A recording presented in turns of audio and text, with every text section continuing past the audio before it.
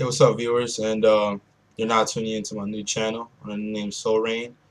I want to thank all of you all my old subscribers who transferred over, and all my new viewers. I'm glad to have y'all too. I really appreciate y'all watching my videos and all that. But yeah, today's my birthday, so I figured, what a better time to launch off that new channel. And first video I want to do is a discussion on this week's chapter of Naruto. So let's get that started. So right off the bat, you see Naruto using his Sage mode in conjunction with his Nine-Tailed Fox mode, and he frees the Four Tails, but he doesn't really free him. He's still under control of Madara, and then he gets sucked up with the Guido Mazo statue that Toby summons. Here's my first point. First point in this chapter. We see that Madara is controlling the Biju, and he's using these like chakra chains, right? And they look almost identical to the chakra chains that Kushina Uzumaki used, right? And the chains, the chains also come out of the Guido Mazo statue when he sucked up the four-tailed Biju. So based on this, right? Because we know that the chains, Toby said that the chains have a relation to the Rinnegan. The Rinnegan allows him to use those chains to control the Biju. So we already know that Kushina Uzumaki had unique chakra, right? And that the chains come from the Rinnegan. So it's a possible connection between Kushina Uzumaki and the Rinnegan. And if that's so, then there's a possibility that Naruto can achieve the Rinnegan, since Kushina is Naruto's mother. I'm not saying that I would like that Naruto achieve the Rinnegan.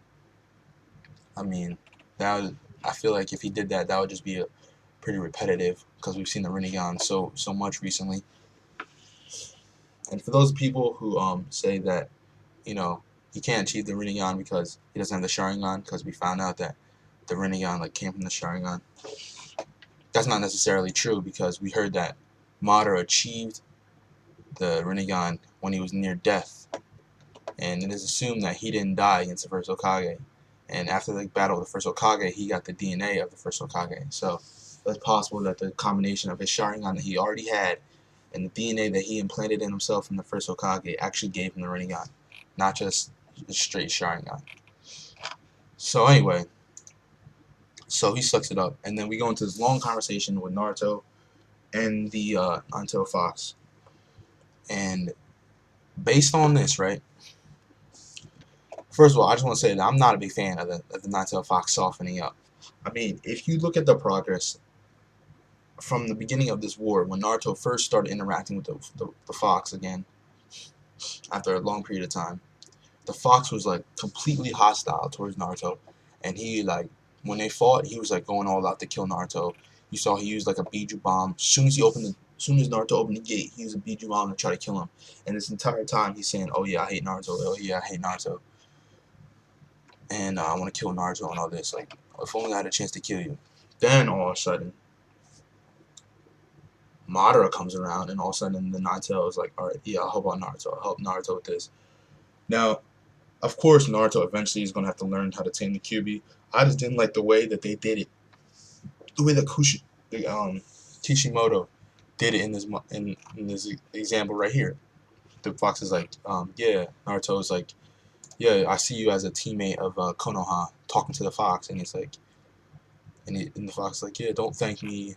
I was only thinking about Madara." Now, what they could have done instead of this, they could have just made it so that they're not on like a friendship basis. They're more of a, we both need to survive, so I'll help you out, you help me out basis. There's no need for them to be friends.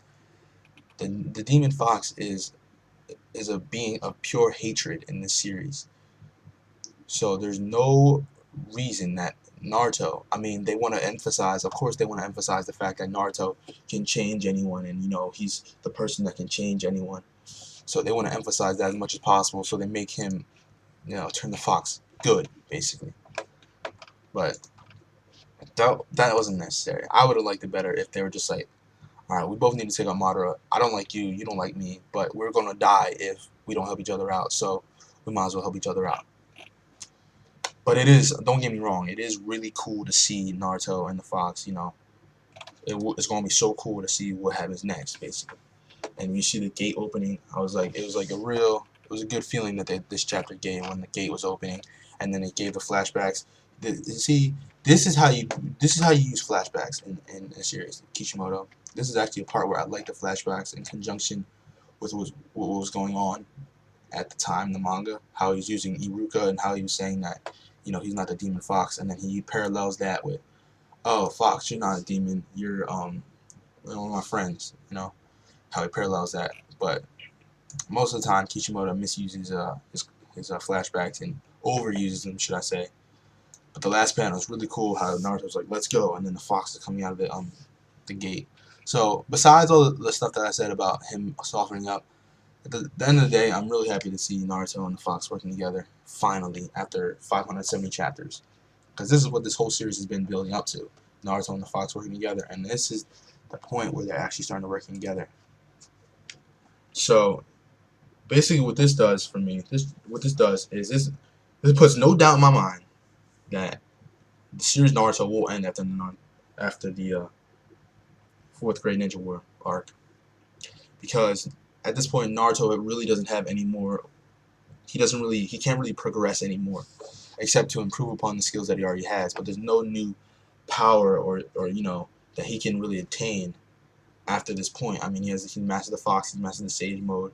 So I mean, there's nothing more for him to attain. So, and the fact that, you know, this is the ultimate villain. I can't really see there being a more threatening villain than Madara himself after this arc, and the fact that Naruto and Sasuke are going to fight at some point in this war. So yeah, that's that. And before that, we see that you know, all the tail beasts transform, and then B is like, yeah, you're gonna have to be my backup, Naruto, because you can't transform. And then Naruto says something like, we're a pair of duos, right? So then I guess the A-Tails kind of hints that he gets a hint that he learned to control the fox. And at this point, Kakashi and Guy are pretty much useless in this fight. There's not much they can really do. They're just pretty much gonna be sitting back, I guess. There ain't no way they're gonna be able to take up full transformed tail beast. And that panel where the tail beasts are all transformed, that I really like the way that was drawn, how they were all like towering over, you know, Kakashi and Guy, and it really shows you how large they really are. And it's gonna be a rough fight for these two, no matter how you look at it. Even if Naruto does learn how to control the fox, it's not gonna be just easy. I'm assuming that it's not gonna be easy, even though he can control it. Because if you just look at this, there's 5 fully transformed tail beasts, and there's just 2 of them. So, I mean, unless the Nine-Tailed Fox is that much more powerful than all the rest of the tail beasts, but I doubt it. So, that was pretty much the chapter in a nutshell. And what I'm looking forward to next week, definitely looking forward to Naruto transforming the fox. That's a given. That's not even a question. I'm sure all you guys are gonna are looking forward to that as well, because we've all been looking forward to. All the true Naruto followers have been looking forward to this for a while now. And the ability to transform into the fox, if Naruto, like, if he keeps this like ability for forever, it's gonna make the fight between Sasuke weird, because he's gonna be huge if he transforms into the fox, and Sasuke's gonna be like small. So it's gonna be a little bit awkward to see how that progresses. And also, I've had this theory that the reason why Naruto couldn't transform into, you know, his you know, that form where it's the second level of Tail Beast Cloak, where like that Killer Bee can transform, where it turns all red and stuff, that Naruto used to be able to use when the fox took over his body, where he turned to 4 Tails Fox and like he was all evil and stuff.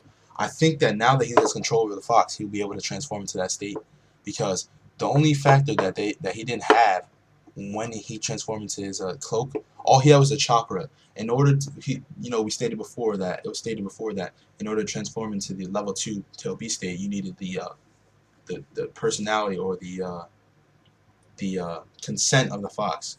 You needed his consent to transform into that state, and Killer Bee had that. That's why he was able to transform into that, and so did all the rest of these beasts, because their beasts took over their minds and stuff. So I think that now that Naruto has the fox's power, he'll be able to, well, the fox's consent to fight with him, he'll be able to transform into the level 2 tail beast state, which will make him a lot more potent, because he'll be able to, you know what he can do in that state. I don't even have to tell you. It's just straight beast. If you don't know what he can do in that state, go look up on YouTube Naruto versus Pain or Naruto versus Orochimaru, and you'll see what he can do in those states. And this, in my opinion, is a lot more than what he can do in his just his non-tail chakra mode. So yeah, that's basically what I thought of this chapter, and I just want to say thanks for watching, guys. And if you like this video, be sure to subscribe, because I'm going to be doing a lot more videos like this, and I'm going to be expanding upon new manga. And if you don't know what I'm talking about, then you can go to my old channel and see the video about me talking about my new channel, because I don't want to explain all that on this channel, because I'm already pushing time right now. But anyway, guys, thanks for watching, and remember to thumbs up if you liked it and all that good stuff. And